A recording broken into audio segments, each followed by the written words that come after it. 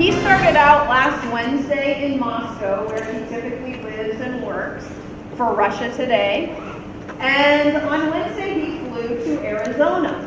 And on Thursday and Friday, he was actually speaking to journalism students at Arizona State University who attend the Walter Cronkite School of Journalism, which is one of the premier journalism schools in the United States. He was asked to speak on several panels there about the rise of international journalism.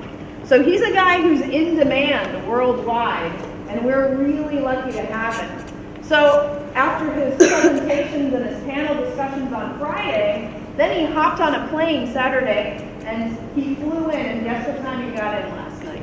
Yesterday. 2 a.m. is close. He got in at 2:30 in the morning this morning, and finally, got to his apartment at about 3:15. And then was up at 6 and ready to go because he's just excited to be here with you guys. So let's give Sean Thomas a warm welcome. Здравствуйте, меня зовут Шон Михаил Томас. Я живу и работаю в России, в Москве, и сейчас я очень рад я здесь. Hello, my name is Sean Thomas, and I am a reporter for Russia Today, and I am delighted to have flown all the way from Moscow to be with you here today. Но сейчас я хочу говорить... I'm kidding, I speak English perfectly. All right, how you guys all doing? I don't speak Russian. That was completely made up. I don't have a clue what he actually said. She was close. All right, how are you guys all doing? Kind of midday, you guys are, kind of see the end of the day coming, but it's the beginning of the week and you don't know how you feel about the whole thing. All right, so some good news and some bad news. The good news is I think we're going to have fun this week, working together, talking about journalism, learning how the system works, learning how to put stories together. The bad news is today and today only, the majority of it is going to be me speaking. The other days, we're actually going to break away from some activities, but today we're going to try and be conversational. But it's kind of the introduction day, so it'll be a little bit more boring than the other days. Does that make sense? All right. So who am I, where do I come from, and what do I do? My name is Sean Thomas, as Ms. Hall mentioned. I'm a reporter for RT, which stands for Russia Today. And how did I get this business? Well, I went to school for musical theater performance, which is all about singing and dancing and crazy voices. And when I left university, I got a job in radio, and I was a radio DJ. I was the guy, the annoying guy who speaks in between songs. The one that you want to shut up so that you can actually hear the actual song, that was me. And so it went something like this. 80s, 90s, now the new G1013, Sean Thomas with you on this absolutely perfect Monday afternoon. Coming up, we've got music from Mariah Carey and Eric Clapton, but right now, I'll look at your weather watch in Singapore. It's calling for warm temperatures, a little bit breezy outside, and guess what? Chance for rain. You get the idea, all right? So one day, there was this big fire. And when I say big fire, we're talking city blocks wide, a huge iron foundry called Swain Robinson in Richmond, Indiana. And I saw it as it was first starting up, and I called the radio station like a good employee should do, and said, this is crazy. There's a big fire, it's starting up, send the news crew. And they said, we don't have anyone to send, so you're going to have to do it for us. And so I ended up talking to CNN, talking to local television stations, and being the reporter on the scene. And apparently I did a job that was passable, because when I went into work the next day, they said, by the way, we're moving you from being a DJ to being in our news department. And that's how things kind of got started. From there, we went to into television. I've done some teaching of journalism as well. Started in local news, moved on, and always being in the wrong time at the wrong place, wrong time, right place. It doesn't matter if, however you look at it, I've been in the places that I needed to be for my career to kind of push forward. So that's me and that's what I do. But more importantly, why are we here? It's news. Who here's watched the news on TV? Okay, so what is news? Yes? News is a way of keeping the masses up to date on what's happening. News is a way of keeping the masses up to date on what's happening. That's a very good answer. Why is news important? Yes, sir. Shows us what's going on around the world. Shows us what's going on around the world. That's very true. It shows us what's going on. It's a way of keeping up to date. And, you know, what exactly makes news? So these are the reasons why news exists and what it is. But, like, what types of things would make the news? What types of things would you be interested in as a public? Yes. Tragedies, unfortunately, that's the case. But there's a good side of that as well. Yes?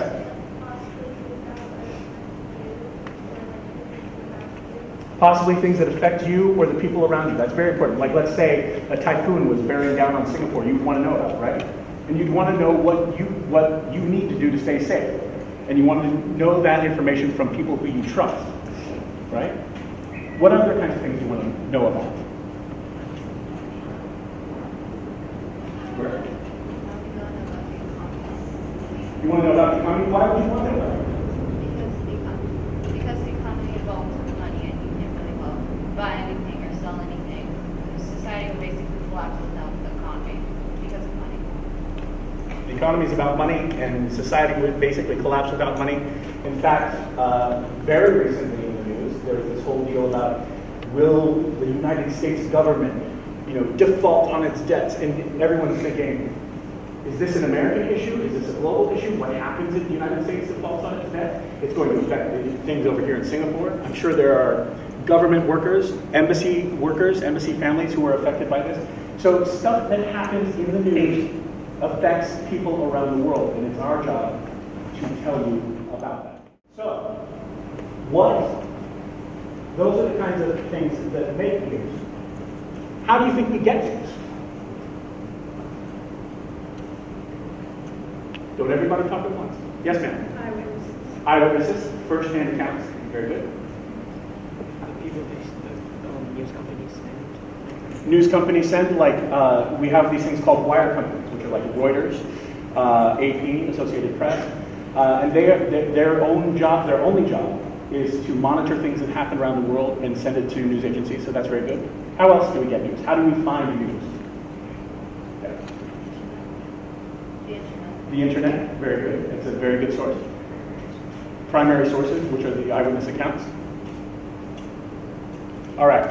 So today, let's talk about how we get news, and then how we make news, and get it out to you, and then why that's important. Sound cool? All right. At any given time, if you have a question, raise your hand. At any given time, if you have an answer, raise your hand, because, as I said, it can get very boring if I just stand up here and talk. And if it gets really boring, I'll try and do a crazy voice or something like that, just to make you laugh just a little bit. All right. So, how do we make news? Source and news gather. We have what's called an assignment desk. And the assignment desk is a crazy place to be.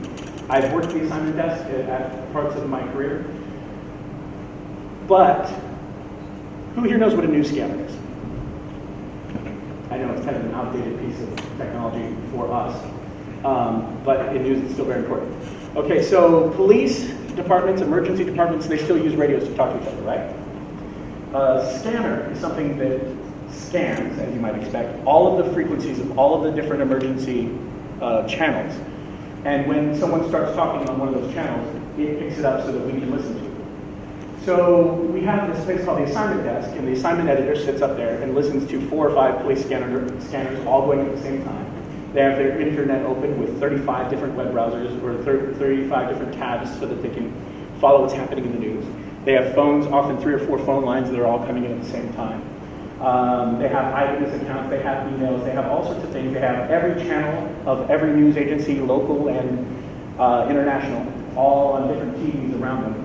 And their only job is to monitor all of the news that's happening all around the world, all at the same time. Sounds pretty easy, doesn't it? It's a multitasking nightmare is what it is. So, that's the assignment list. So, they are basically your first filter, the first block, the first wave that you have to get past in order to get something on television. So, after the assignment editor, it goes to the editorial staff. The assignment desk scans all of the information. The other thing that the assignment desk has to do is know what the resources they have available to go cover a story. So, what are some of the things that have been happening around Singapore? So let's say there's a boat on fire in the harbor. The assignment desk listens to it. They say, hey, we need to send a reporter there. You need to go with the producer and go check that out in the harbor. Oh my gosh, Krispy Kreme Donuts is opening. Can you go check out the grand opening of Krispy Kreme Donuts? We hear that there might be a shortage of yeast. And then something else happens and says, oh wait, the part of the Titanic is breaking half and falling into the harbor of the hotel that they went on top of the thing. Like, we need someone to go check it out. And then someone goes to check it out and it turns out, no, it was just someone with a prank call. But we have to check out all of these things. And so the assignment desk has to decide what's worth covering and who can go cover it, and then manages those resources.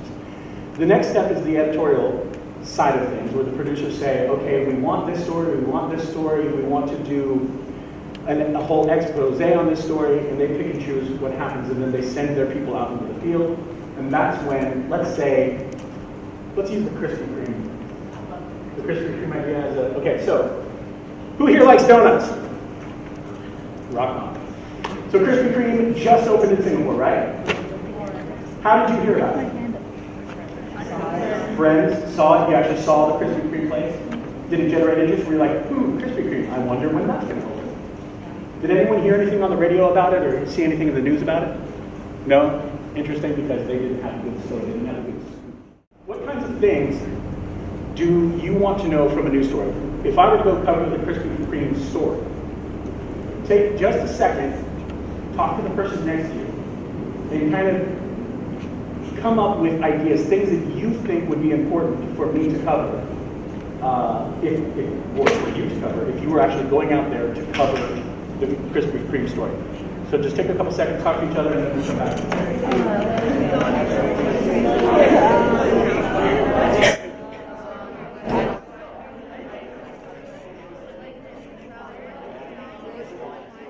What are the things that we came up with? Show of hands, like just like, yes, sir. Like when are the others, like some stores that open around? What are other stores that are going to be opening around Krispy Kreme, or other stores, or other chains? Other chains. Other chains. That's a very, very good thing.